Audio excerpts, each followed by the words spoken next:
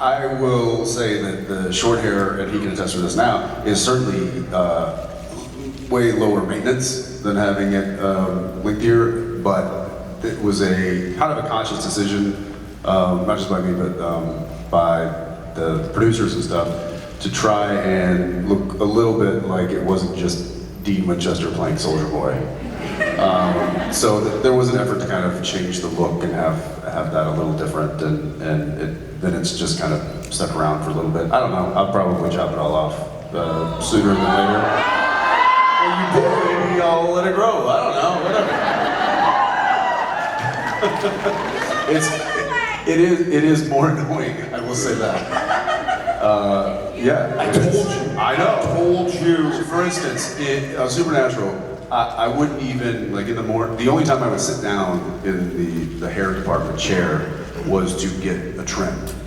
And to do my hair, I would just walk up, literally Jared's in the chair getting kind of flat ironed or blow dried or whatever it is. And I would just come right over his shoulder, I would grab whatever hair paste stuff that they've got, and then I would do the thing. And that's literally about how long it took me to do my hair, was less than like 20 seconds. So I missed that. Not that it takes me much longer now, because it's like, whatever, it's gonna do what it does. Well, you clearly kind of like gave up on taking care of yourself, looking good. I'm not saying like I. Well, as soon as they were like, listen, there's gonna be an ass shot in The Boys, I was like, well, I don't care.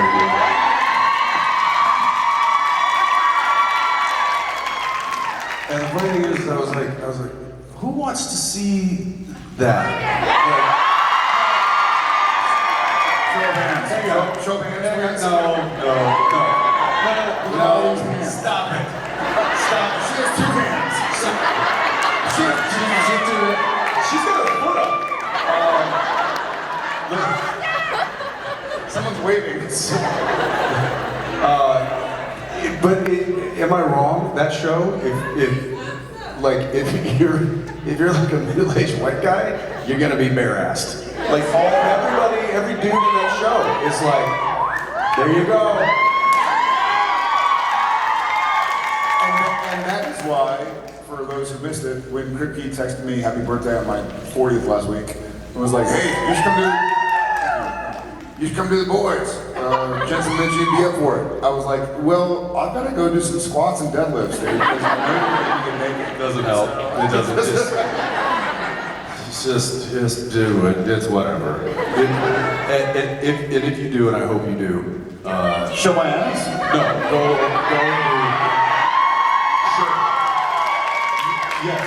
Because I hope you do. I hope you go over and do something on The Boys, because it's a hell of a lot of fun.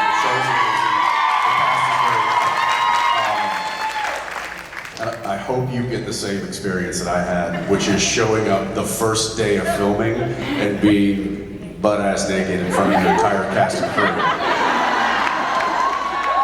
Nothing between all of these new faces but a sock. And that's humbling. What size sock?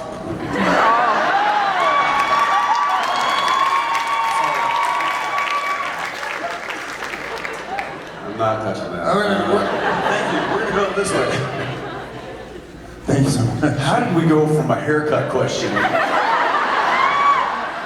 What size sock do you have? to... You know that there are like socks that are made for, they're called... Tell us more. What brand? What brand?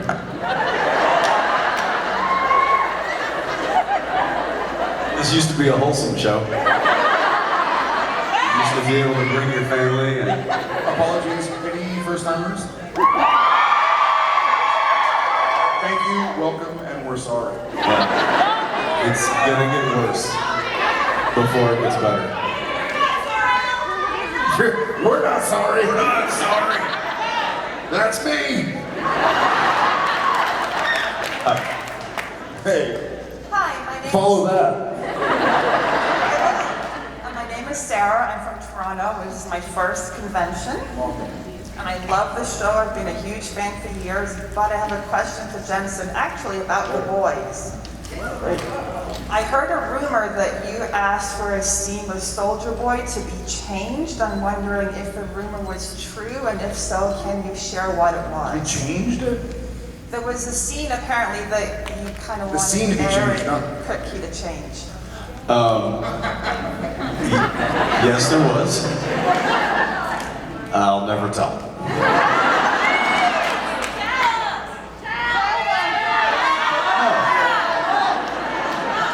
No. You can't make me. You can't. He's stubborn. I will say that the scene in question was something that I called to discuss with Kripke, and it wasn't like, man, I've got a problem with this from a creative standpoint or anything. It was more of just like logistics.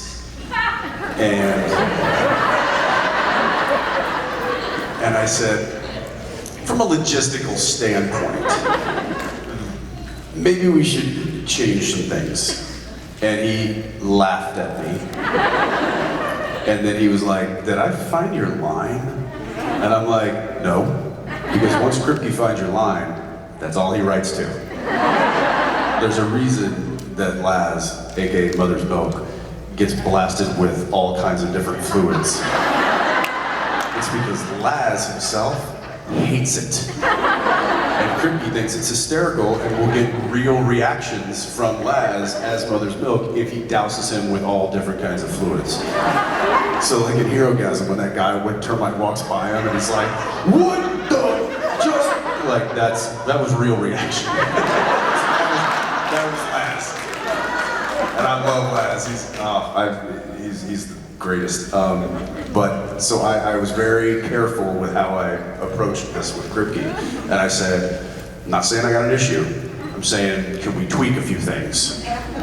And I was like, because I don't want to. He's like, no, we'll just get rid of the whole bit. And I'm like, no, I don't want to get rid of the whole bit because I think there's value in it from a character standpoint, but also from an entertainment standpoint. I think we should do it. I think we should just tweak a few things. And he was like, all right. And then he instantly was coming up with even funnier ideas than what was written originally. So I think it turned out to be better than what it was, but it was because I was going, I don't know if I can do that.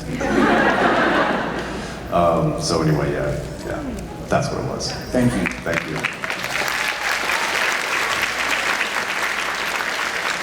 Hi guys. My name's Garth. Garth?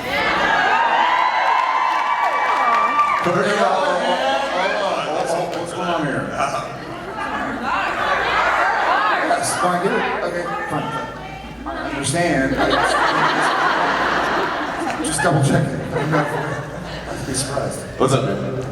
My question is, like, especially on Supernatural, but also like elsewhere in your careers, you got to play villains and heroes. Like, which do you prefer? You know, like even Jensen, like you're Batman and the Red Hood. You know what I mean? Like, which do you prefer? Which do you enjoy? They are both very fun to do. I would say being the bad guy or being the villain certainly allows for a little bit more, I think, exploration outside of what your normal person is. I don't think most people are just inherently evil and concocting plans all the time and stuff. So getting to do that is really fun. It's kind of stepping outside of the box. But then playing the hero is also very satisfying as well, because it I think plays to that. Look, I grew up, you know, as I would imagine most of us did, looking to those heroic characters and aspiring to be something like that. And so to get to put that suit on or that persona on and bring that to life in front of an audience is really fun, man. It's just I love what I do. Yeah, amen. I think the same. I think playing characters that are good people by and large, is really, yeah, fulfilling and just a joy to do. There is a weird pleasure from playing somebody, because I feel like everybody on the planet in real life is trying to do the best they can. You know, they think they're all like, there's a great quote, like everybody's the hero of their own story, or heroine of their own story. And so playing somebody who's clearly messed up from an objective standpoint, but things like, no, I'm doing this for the good of the whole. And I would love to, and going back to an earlier question about the boys, and talking to Kripke and seeing if I could, you know, he's laid the groundwork, so they know like the supernatural. I carved a large swath. Carved a large swath. Wait, will you do that again?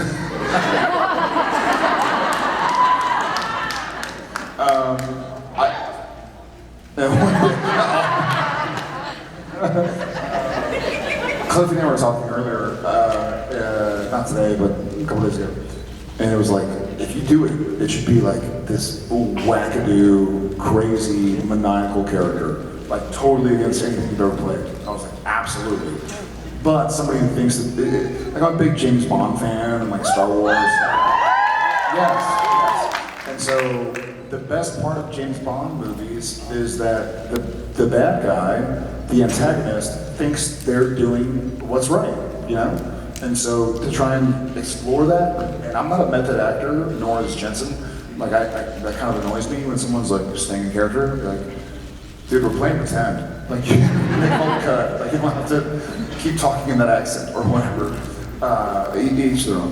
But I love the idea of trying to explore somebody who's doing really bad things, but thinking it's the right thing to do. So I do like playing villains. That's why I like Soulless Sam. Season 6, 2-year anniversary.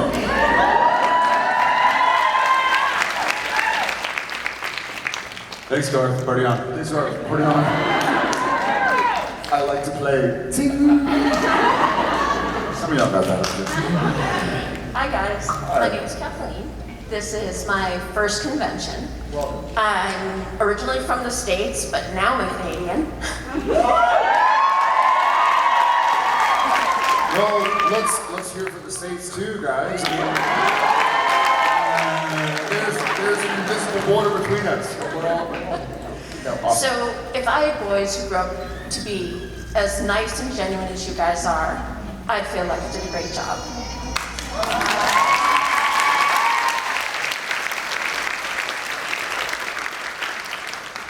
And to Jensen, you're another day older and another day hotter.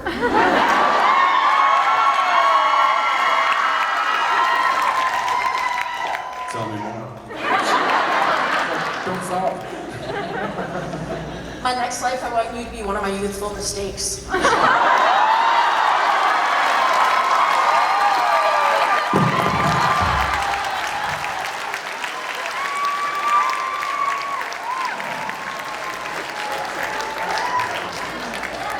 Why wait till then?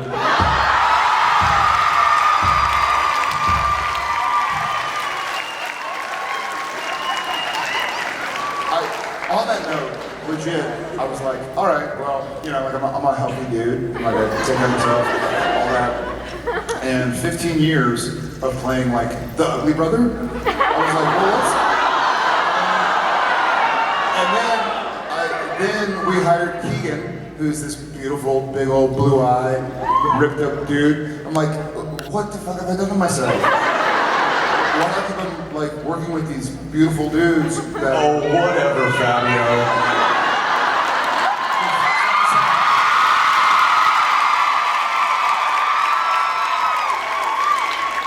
It's just hair. It's working with a romance novel cover every time I step on stage with this guy.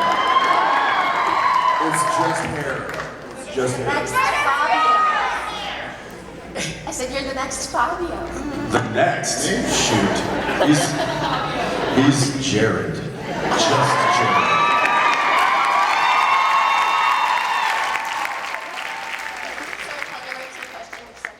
No, let's keep talking. I like this. This is fun.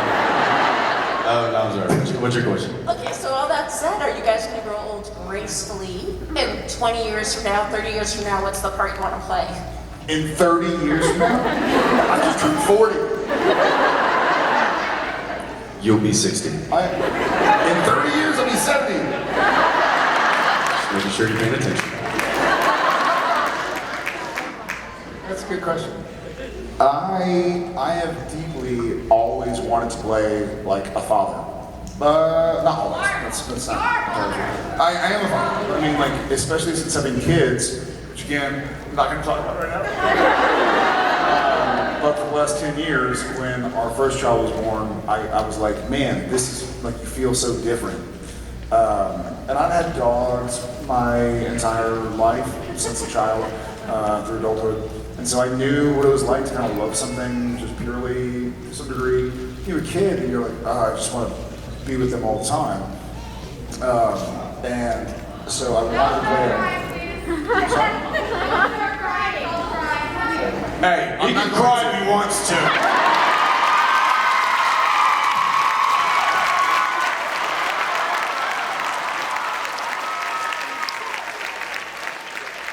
I'm not going to cry on stage. So I think in 20, I'm sorry, there are kids here. In 20 or 30 years, I would love to be able to get a job again, which we would joke often because, you know, y'all are meeting Jensen and Jared on stage. We're still Jensen and Jared when we shoot Supernatural or whatever, and so we joke with each other that like, hey, we're unhireable. Like, who would want to work with us after meeting us for however long? So I think there's a really cool for those of us who are blessed enough in this life to get to this isn't what I would say, but like an advanced age. Like the more you grow and age and experience, kind of the more you have to offer, and the more you realize how much you have to learn and be offered as well. That's a very fascinating kind of like Greek Stoic mythology, not mythology, it's pretty real. So I would love for my characters that I play, if I keep acting, to kind of mirror that for me. So I don't have a specific, maybe I'll do like. I think I got you, buddy. I have a specific thing in mind that I haven't pitched him yet, but I'm going to do it in front of all of you. But first I will say, talking about 70, because this what I'm about to tell him is not. It would probably be within the next 10 years, but the next 30 years, 70. I don't know if there's necessarily a role or even a type of role that I'm hoping to be playing at that age. My only hope is that I still have, I'm still as sharp mentally and as capable physically as I am to allow me to play in this incredible world that he and I get to play in, and play these you know, in-depth characters and nuanced storylines, because it really is, you know, somebody just recently asked me, like, man, you've been working like crazy. I'm actually literally flying tomorrow to the West Coast to do a movie, and then flying directly back to Albuquerque to do. So and they're like, what are you doing, man? Slow down. And I was like, I think I realized that a busy Jensen's a happy Jensen, and I really truly enjoy being on set, and it's equivalent to like maybe like a musician, like somebody, if you tell like, listen, hey, Mike, you gotta hang that bass up and you can't touch it until you have another gig. That's, you know, that's a creative outlet for him. That's, you know, holding an instrument, being on stage, that's what I do. That's my craft. And you also sing really well. well, thank you. So I just hope that I can still do it at the level that fulfills me and fills me up creatively, as it does now when I'm 70. My pitch to Jared is, 10 years from now, I think you and I should redo Lonesome Dove.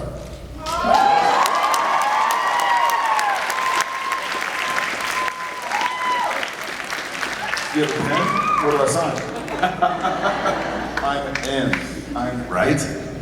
And some of you are like, I don't know what that is. And if you don't, do yourself a favor. Watch our redo of it. Yeah. Robert Duvall, Tommy Lee Jones. Like brothers.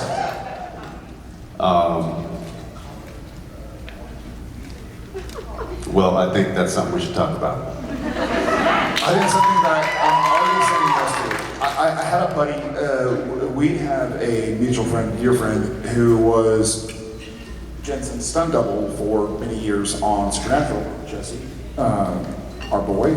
And he said something to me Who's once. about to double me on Tuesday. That's right, that's amazing. On this movie. Yeah, and he and Cliff had a dojo in Vancouver, and great guy, martial artist, just very calm and humble and kind, and could kill everybody in this room. Legit. And one time he said something really weird to me. I think we had just like done a training session or something. He was like, "Man, I can't wait to know you when you're 60." And I was kind of like, I didn't know how to take it, and I was like, that's the coolest thing I've ever heard. Like for somebody to want to like be friends with me in 20 years. Like man, I think to me it said like, hey, you're still curious, you're still learning, you're still growing, you're a nice guy, a kind guy.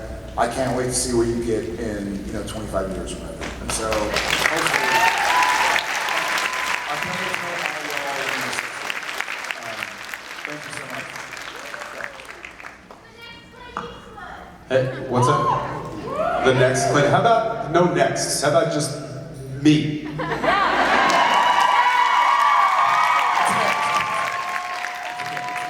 you not entertained?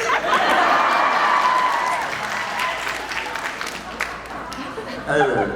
Hi. I was wondering for Jared, what makes your hair so shiny?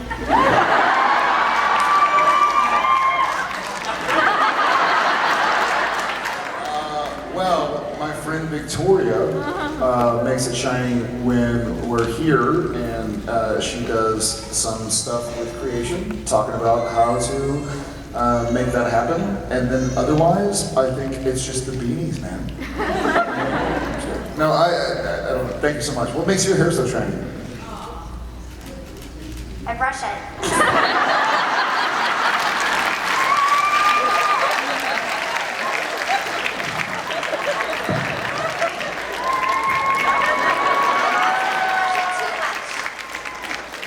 Here's the thing, she's got a mask on, and even with the mask on, I could still see her face. Because it was this.